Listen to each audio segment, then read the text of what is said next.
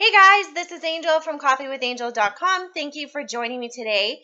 Today I'm going to talk about what it takes to be an awesome team leader and some team building tips.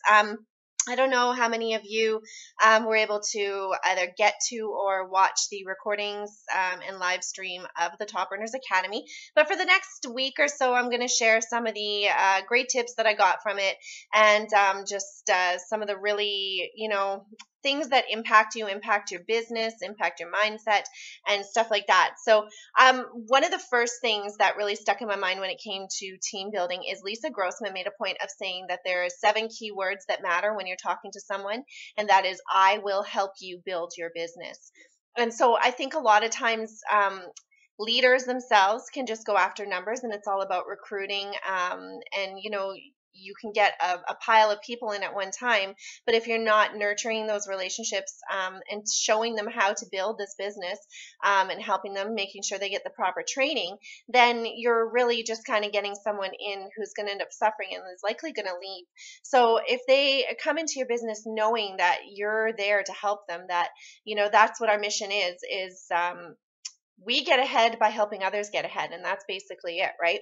And then Jessica Higdon did an awesome section on team building, and I'm going to share some of her points with you. Her first point was to set the expectations. I've talked about that before, where when you bring someone into the business, don't bring them in telling them it's a get-rich-quick situation, that it's going to be easy for them, or that they're going to be able to have success with their warm market. Prepare them for the rejection, prepare them for the no's.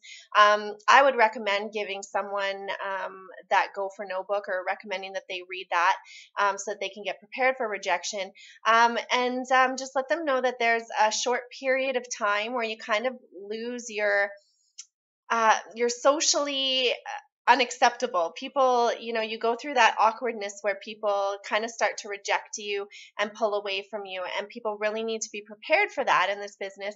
And that's why in the end it's the people who really stick with it and don't give up that are huge successes, because they've been able to get through that. They've weathered the storm, and you come out on the end of it with people looking at you saying, wow, you did it. And all of that respect and those relationships come back if you want them to. But you really need to prepare your team for what's ahead. Then she said to get a team named Facebook group, and she said it wasn't mandatory, but it's just kind of an area for all of you to join in, and we have that. I'm part of a section of their team, and I can honestly say that their team named Facebook group is awesome. It's the environment there is so positive. There's the team name, if it has a mission, if it gets people fired up and has a goal and basically states who you are, and then in that group, the leaders step up and kind of welcome people. Always make sure you're welcoming someone into your team, and just supporting each other, where people can ask questions, where you can post that if you need a 3-way call, that somebody will hop on and say, oh, I'm available at that time. So really just to kind of get an environment going where you're supporting each other and posting the team calls, posting updates, posting event updates, and just really making that your environment where you can kind of all jump on at any time of the day and see what's going on with the group. She said team mission, so I talked about that, that your name for your group should be the mission that you're on, the reason why you're doing this, and it's not to make money or team get rich or something like that. It's like it really puts some thought into what it is and what the environment is that you want to create for your team. She said you want to make sure you show them how to sign people up, which is so true. When you think about it, the first time you sign someone up, if you weren't trained properly, in my past company, I knew how to sign someone up, but I didn't know the step-by-step or really what to do. Like the things that when it comes really down to it, what to do. So make sure that there's either training out there for them to look at, or that you take them physically through a setup of how to set someone up when they get their first recruit. And then she said events are so important, to make sure that you're getting your team out to events, that you're encouraging them to get there. She even said that some people, like, she prepares them right away. When they're signing on, she says, just so you know, this event is coming up and it costs this much, so make sure you're budgeting for that. And she said that if somebody is hesitant or says they can't do it or aren't going to go, that she might actually not accept them onto the team. So that's how important events are. They've said lots of times that they don't know any top earners who don't attend events, and that really sticks out for me because personally I haven't been to an event yet. There's one coming up that I definitely am going to be at, and just, you know, I'm excited to hear that because I didn't realize how important events are. I always kind of thought if you could watch live stream or catch up afterwards that it would have the same impact, and I just don't think it does. So, but I'll be able to follow up with that once I go.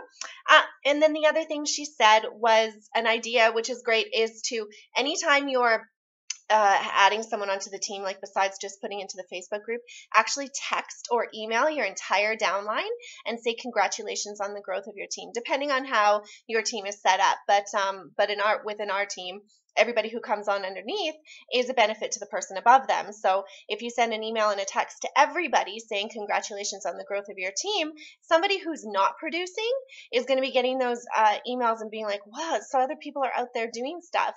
And it gets them motivated and like, okay, well, if all these other people are doing things and I keep on getting these texts and emails, then I better get out there and start producing results too. So it's a good way to just not only keep in touch with your team, but to also keep them motivated. So I'm going long here today. I won't talk anymore. If, you know, that is like seriously 5 minutes of Top Earners Academy. I highly suggest grabbing those recordings while you can and going through them. It's, you know, so many hours of just amazing things that are going to change your mindset and change your business. Last night, I was finally able to watch Mark Hoverson's delivery, and for me, it was a huge breakthrough. Something I wasn't expecting, and I'm so happy. It was so worth it to be able to watch those recordings. So if you want an impact on your life and in your business, grab those recordings. I will put that link below so that you can do that. And if you have any questions at all, or any questions about what I talked on or anything in your business, I would love to help you out. You can email me at coffeewithangel@outlook.com, or you can connect with me at any of the social media options above.